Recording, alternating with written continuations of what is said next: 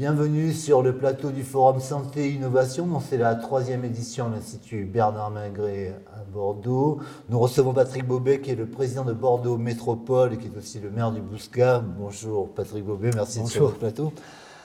Première question, donc c'est pour revenir un petit peu sur les grands domaines d'intervention de la métropole, avant d'arriver évidemment sur le secteur de la santé, voir, bon, c'est pas spontanément évident, quand on raccorde les deux, la métropole et la santé, comment ça marche un petit peu une fois qu'on a vu les grandes tâches, les grandes fonctions de la métropole.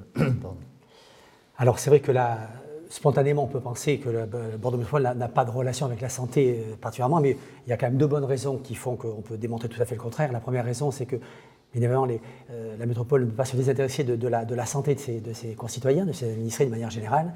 Et puis sachez que la loi MAPTAM a donné aussi la compétence, malgré tout, aux nouvelles métropoles de prendre en charge un des aspects santé de la population.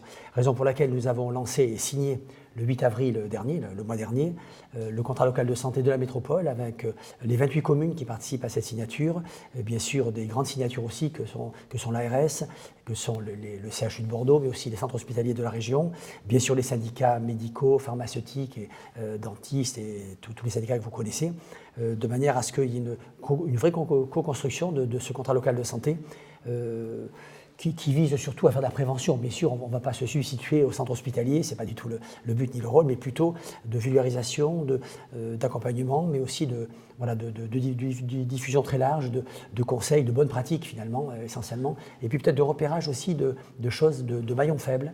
On est très conscient que la santé mentale, par exemple, est un élément qui n'est pas bien pris en compte, chez les jeunes en particulier.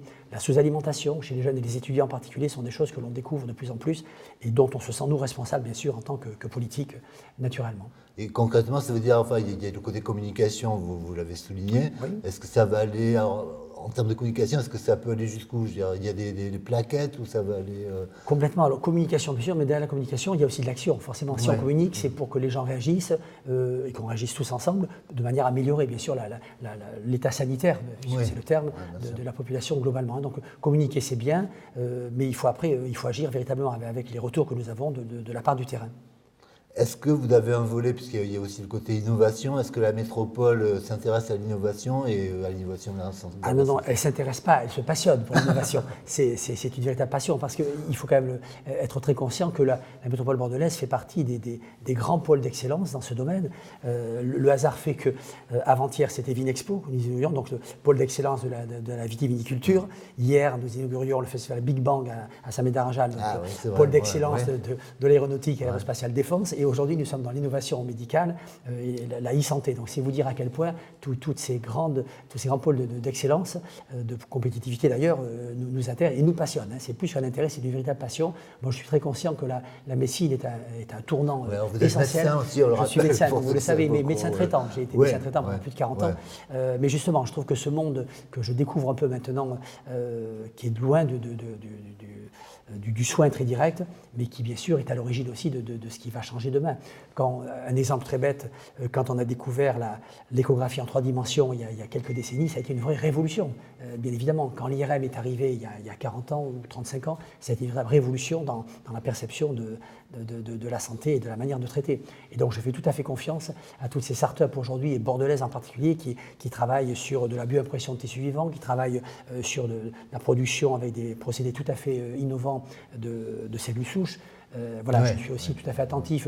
J'ai vu qu'une entreprise s'appelle Lucine a une approche extrêmement particulière, en s'appuyant sur le digital, des traitements de la douleur. Quand on est médecin, croyez-moi, traiter la douleur, ça fait partie au quotidien de ce qu'on attend de vous.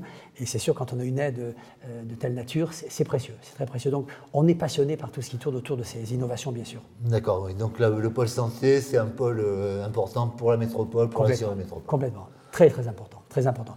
Je vous rappelle que le CHU de Bordeaux est classé 3e au niveau national. C'est vrai qu'il est souvent régulièrement. Il est régulièrement sur le podium, très régulièrement.